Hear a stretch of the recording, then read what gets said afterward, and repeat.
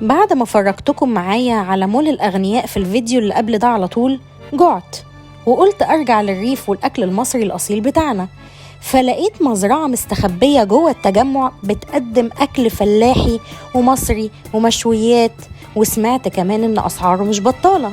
قلت طب ما ليه لأ، ما أروح أجربه وأنقل لكم تجربتي هناك وأقول لكم الدنيا هناك ماشية إزاي. يلا بينا ناخد الجولة مع بعض في مزرعة مستخبية في التجمع بتقدم أكل مصري اسمها مزرعة أم عبده أو مطعم أم عبده. زي ما انتم شايفين كده دخلنا المكان اللي فيه المزرعة أو المطعم، دفعنا تيكت للجراج حوالي 20 جنيه أو 25 جنيه، مش فاكرة بالظبط كانت 20 ولا 25. بس عموما احنا دخلنا بالعربية في الباركينج الجميل اللي انتم شايفينه ده. لقينا بقى أشجار كتيرة جدا وزينة وديكوريشن وتصميمات بالديكور كتيرة جدا فيها كده المنظر بتاع الأكل المصري القديم الفلاحي بتاع أيام الزمن الجميل كده، والدنيا كده أيام ما كانت فيها حاجات حلوة كتير. المهم زي ما انتم شايفين كده ده شكل الديكوريشن أو الانترانس بتاع المكان بالشكل اللي انتم شايفينه ده. الناس هناك يعني مش قادرة أقول لكم بيقابلونا بمنتهى الترحاب جدا. وزي ما انتم شايفين كده الديكوريشن بتاعت عربة الأحصنة أو الهورس كاريج أو الكلام ده كله. زي ما انتم شايفين كده جو مختلف تاني خالص، مكان شيك قوي، مزرعة جميلة جدا، ريحة المشويات طالعة من كل مكان، صور بتاعت أيام الزمن الجميل، الأفلام الأبيض وأسود والكلام ده كله. حتى موجود هناك صور الملك فاروق كانت كتيرة جدا جدا في المكان. يظهر أن صاحب المكان بيحب الملك فاروق جدا. وطبعا اللي عرفته ان صاحب المطعم اسمه الحاج عاطف عبد الفتاح، وده على فكرة صاحب سلسلة مطاعم درويش للمشويات. والصف كمان هناك قابلنا بمنتهى الترحاب، وحوالينا بقى خضرة كده وجناين من كل مكان. اللي ورانا ده كان اسمه نادي رويال برضو موجود يعني حوالين المزرعة او المطعم الجميل اللي انتم شايفينه ده. فانا عجبني قوي الاجواء بتاعة المكان. وطبعا انا هفرجكم على المكان طبعا جزء جزء ومنطقة منطقة دلوقتي. وهناخد جولة في المكان ككله. ده اللي هو نادي رويال اللي انا قلت لكم عليه من شوية.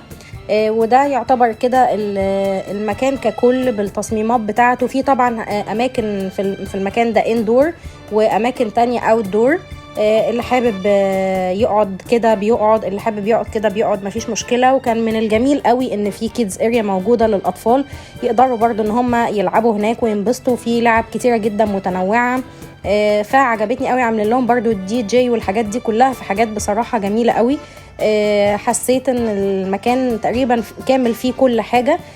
يعني ايه كامل فيه كل حاجة؟ من ضمن الكيدز اريا والكلام ده كله برضو فيه هناك حاجات لوكيشنز للتصوير كتيرة قوي، وديكورات كده جميلة بتوحي بالاكل الريفي المصري القديم الفلاحي الجميل. وناس بتخبز هناك، العيش كان تحفة وكان يعني بيتخبز كده قدام عينينا وفريش على طول.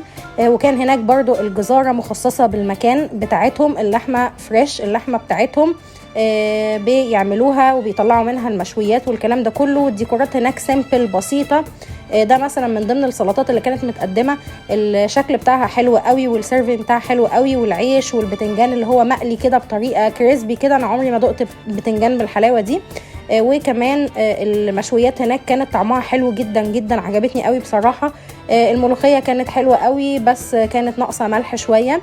طبعا في اطباق كتيرة جدا كانت موجودة في المينيو، حمام بقى ومكرونة بشاميل وكل الاكل اللي هو المصري الاصيل وبط والكلام ده كله. بس احنا كان عددنا قليل فما قدرناش نطلب الكلام ده كله. وكلنا برضو رز بالكبدة والحاجات دي كلها. كان برضو الاكل يعني لو انتوا عايزيني اديله ريت عشان ما تفتكروش ان ده اعلان، الاكل ممكن اديله 8 من 10. اما بالنسبة للمنيو والاسعار برضو فحبيت اعرضه كده عليكم وتتفرجوا عليه معايا وتتفرجوا على الاسعار. بالنسبة للأسعار بصراحة ما حسيتش ان هي اوفر قوي زي مثلا مطاعم كتيرة جدا دلوقتي، او مقارنة بالأسعار في الوقت الحالي فهي يعتبر في الرينج اللي هو يعني من متوسط لغالي، بس مش غالي قوي بالنسبة للوقت الحالي. أكرر تاني، بالنسبة للوقت الحالي فهي الأسعار بتاعها من متوسط إلى غالي، وليس ان هو غالي باهظ الثمن. تمام.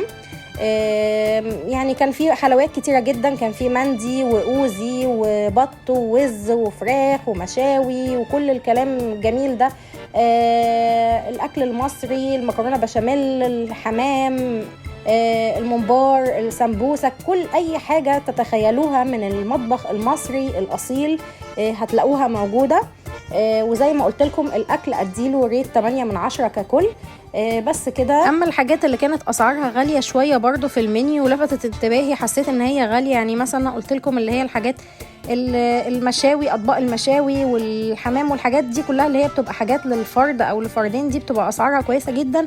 اما اللي لقيته غالي في المنيو ولفت انتباهي اللي هو مثلا موضوع لما يبقى تسويه تيس كامل، مش عارف، مثلا اللي هي الحاجات الكبيره قوي، خروف، الكلام ده كله، دي بقى اللي كانت اسعارها يعني يعتبر بالنسبه لي انا غاليه شويه. انا معرفش اسعارها ايه بره، فبرضه علشان اكون امينه معاكم في موضوع الاسعار، واكيد انتوا بصيتوا بص على المنيو معايا. وبكده يكون خلصت جولتنا. اتمنى ان يكون الفيديو عجبكم. ما تنسوش تعملوا لايك وتشتركوا في القناه وتفعلوا الجرس عشان يوصلكم كل جديد من قناتي، وما تنسوش تعملوا لايك للفيديو زي ما قلت لكم علشان ده بيفرق معايا كتير وبيحسسني ان انا قدرت اقدم لكم حاجه مفيده او حاجه بسطتكم.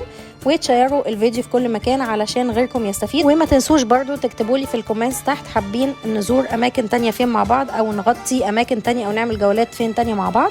وبكده يكون الفيديو خلص. ميرسي جدا ليكم واشوفكم في جولة جديدة، وميرسي جدا ليكم مرة تانية. اشوفكم في فيديو جديد. باي باي.